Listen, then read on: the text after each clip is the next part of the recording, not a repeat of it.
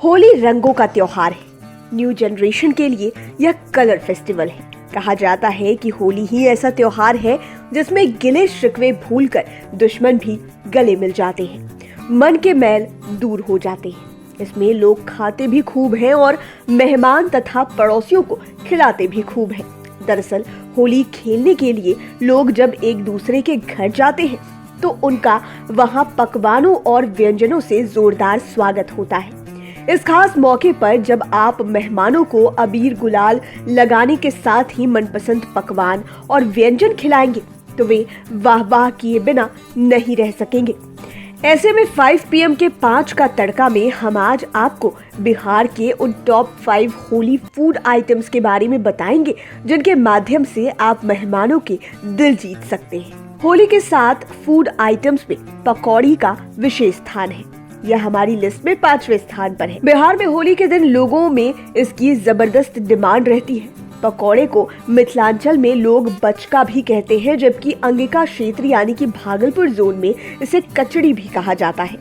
वहीं बाकी जिलों में आम बोलचाल में पकौड़ी या फिर पकौड़ा कहते हैं। लोग पकौड़ों को कई चीजों से बनाते हैं। आलू, बैंगन, कद्दू, प्याज, हरा चना, गोभी समेत अन्य सामानों से भी पकौड़ा बनाया जा सकता है।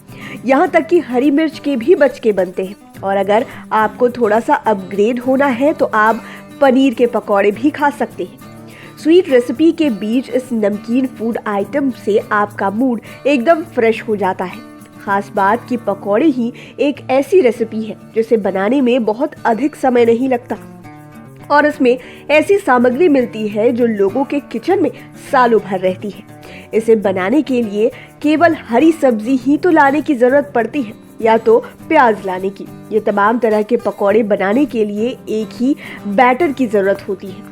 बेसन घोलकर उसमें थोड़ा सा नमक डाल दीजिए। अगर आपको मन हो तो आप इसमें अजवाइन और कलौंजी, जिसे कि काला जीरा भी कहा जा सकता है, आप उसे डाल सकते हैं। फिर थोड़ा पानी डालकर उसका एक घोल तैयार कर लें और फिर जो भी सब्जी, पनीर या फिर कोई और चीज का पकौड़ा आपको बनाना हो आप उस बेसन के घोल में डालें और गर्मा गर्म सरसों के तेल या फिर रिफाइन ऑयल, जो आपको मन करे, उसमें डालकर तल लें। बेसन की जगह चावल के आटे का भी घोल का इस्तेमाल किया जा सकता है, जिससे वो काफी करारा हो जाता है। लेकिन होली में एक और पकौड़ी लोग चाव से बनाते हैं। इसका नाम है भांग के पकौड़े। क्योंकि होली का भांग के साथ अन्योन्याश्य संबंध है, कहा भी जाता है कि होली में यदि आप भांग के पकौड़े ना खाएं तो फिर क्या ही खाया। इसे औषधि के रूप में भी कुछ लोग देखते हैं, लेकिन वैसे लोग इसे बिल्कुल ना खाएं जिन्हें भांग पसंद ना हो। साथ ही अधिक मात्रा में खाना बेहद नुकसानदेह होता है, इसलिए इस पकौड़े से लोग बचकर ही रहें। इसे न आप खाएं और न ही किसी और को खिलाएं। ऐसे में सबसे अच्छा यही होगा कि भांग का पकौड़ा घर में बनाए ही नहीं। होली रेसिपी की लिस्ट में गुजिया चौथे नंबर पर है। गुजिया की उत्पत्ति तो राजस्थान में हुई है, लेकिन अब यह बिहार की रेसिपी में भी अपना अनिवार्य स्थान बना चुकी है। यहाँ के लोग इसे पिड़किया भी कहते हैं। दरअसल कोई भी फेस्टिवल हो, बिना स्वीट डिश के बगैर यह पूरा नहीं होता। फिर होली तो मेल मिलत का त्योहार है। ऐसे में बात होली की हो और आपकी रेसिपी में गुजिया शामिल ना हो तो यह तो नहीं हो सकता। इसलिए यह होली की जरूरी रेसिपी में गुजिया भी शामिल हो गया है। यह तो सब जानते हैं कि होली खाने खिलाने का त्योहार है। मैदे और मावे से तैयार गुजिया खाने में बहुत ही टेस्टी होता है।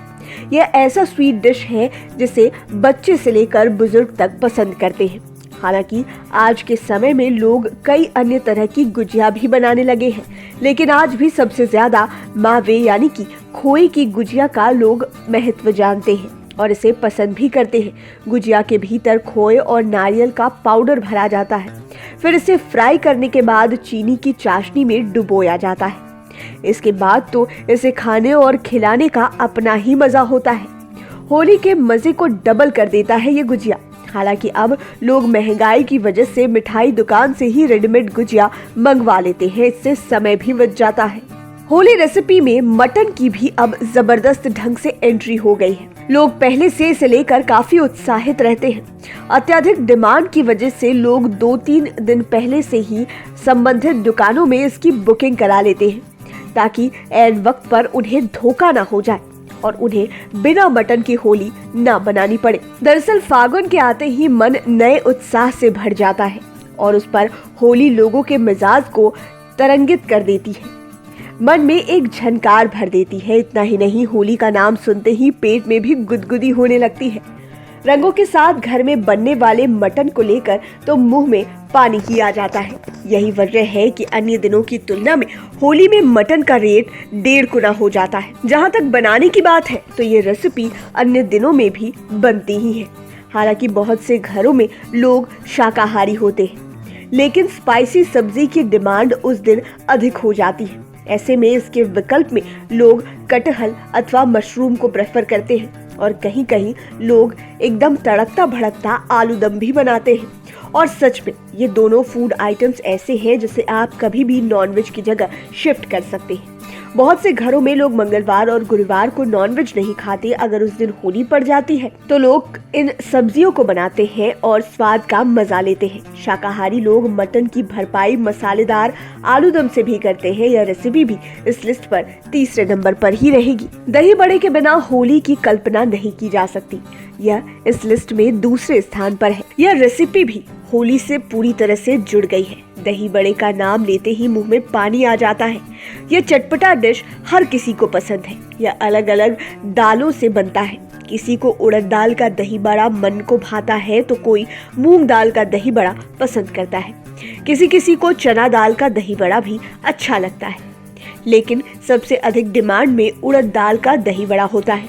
और होली में तो यह आपको घर घर में बना मिलेगा। लोग जब कई घरों में होली मनाने जाते हैं तो सब जगह हर चीज तो खा नहीं पाते, क्योंकि उनका पेट जवाब दे देता है। ऐसे में नाना करने से अच्छा है कि वे दही बड़े का टेस्ट लेते हैं। दरअसल दही बड़ा खाने में तो टेस्टी होता ही है, साथ में यह पाचक के रूप में भी काम करता है। यह जहाँ टेस्ट में अच्छा होता है वहीं मसालेदार भोजन को पचाने में भी काम आता है। इसे बनाना भी काफी आसान है। उड़द दाल से तैयार किए गए बड़ों को पहले फ्राई किया जाता है, बाद में दही, चाट मसाला, इमली की चटनी और अगर आपको मन करे तो मीठे चटनी और पुदीने की चटनी और दही के साथ इसे सर्व कर सकते हैं। होली में घर में आने वाले मैक्सिमम मेहमान दही बड़े को पसंद करते हैं और यह होली की जरूरी डिशों में शामिल है। होली में पुआ ना बने तो फिर आपकी होली बेकार ही है। यह इस लिस्ट में पहले नंबर पर है। इसे लोग मालपुआ भी कहते हैं। होली में यह रेसिपी घर घर में बनती है। आप यह भी कह सकते हैं कि जिन घरों में होली होती है वहां मालपुआ बनना तय है। इसे आप इग्नोर नहीं कर सकते। और तो और कुछ पकवानों को आप 1-2 दिन पहले भी बना सकते हैं, लेकिन मालपुआ तो उसी दिन बनता है। यह होली रेसिपी परंपरा के लिहाज से भी बहुत जरूरी है। पौराणिक कथाओं के अनुसार कई इलाकों में होली फागुन पूर्णिमा को ही मना ली जाती है, जबकि 95% शहरों और गांवों में इसे हिंदी वर्ष के पहले दिन यानी कि चैत्र हिंदी माह की पहली तारीख को मनाया जाता है। होली के ठीक एक दिन पहले फागुन पूर्णिमा को होलिका दहन भी होती है और परंपरा के तहत रंगों की होली से ठीक एक दिन पहले होने वाली होलिका दहन की पूजा में गुलाल के साथ पुआ भी चढ़ाया जाता है। हिंदू रीति रिवाज के हिसाब से इसे जरूरी बताया गया है। मैदे में दूध, चीनी के साथ ही नारियल और किशमिश समेत पंचमेवा आदि मिलाकर इस स्वीट डिश को तैयार किया जाता है। पुआ के भी कई प्रकार हैं, लेकिन हर कोई अपने टेस्ट और सुविधा के अनुसार इसे अपने अंदाज से बनाता है। मालपुआ के अन्य प्रकारों में रसपुआ, रबड़ी मालपुआ समेत अन्य वैरायटीज हैं। इसके अलावा बिहार में केले के पुए का भी प्रचलन है। लोगों की माने तो केले के पुए को ही मालपुआ कहा जाता है। केले के पुओं को स्पंजी बनाने के लिए इसमें आवश्यकता अनुसार सूजी का इस्तेमाल भी किया जाता है। लोग कई जगहों पर सूजी और मैदा मिलाकर पुआ बनाते हैं, तो कहीं ग्रामीण इलाकों में चावल के आटे को पीसकर पुए को तैयार किया जाता है और इसका स्वाद लिया जाता है। तो आज हमने अपने इस कार्यक्रम में 5 प्रमुख होली के फूड आइटम्स के बारे में जानकारी दी है। ये वे डिश हैं जो परंपरा के अनुसार होली के दिन हर घर में लगभग बनते ही हैं। हालांकि अब तो लोग इनके अलावा भी कई तरह के फूड आइटम्स बनाने लगे हैं या फिर मार्केट से पहले से तैयार आइटम्स को खरीदने लगे हैं। सब कुछ आपके मन पर निर्भर करता है। उम्मीद है ये वीडियो आपको पसंद आया होगा। इसी तरह के और वीडियोस के लिए 5 PM को सब्सक्राइब कर ले, साथ ही फेसबुक पेज को भी लाइक करें। धन्यवाद।